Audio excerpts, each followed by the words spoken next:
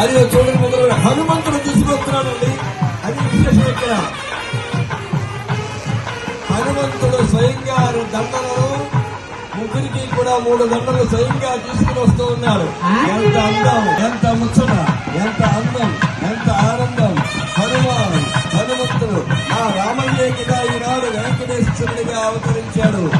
అదే రంగుతో, అదే రూపుతో ఆ స్వామి ఆనాటి ఆ అయోధ్య వాసుడే ఈనాడు వాడపల్లి వాసుడిగా విజయం చేశాడు.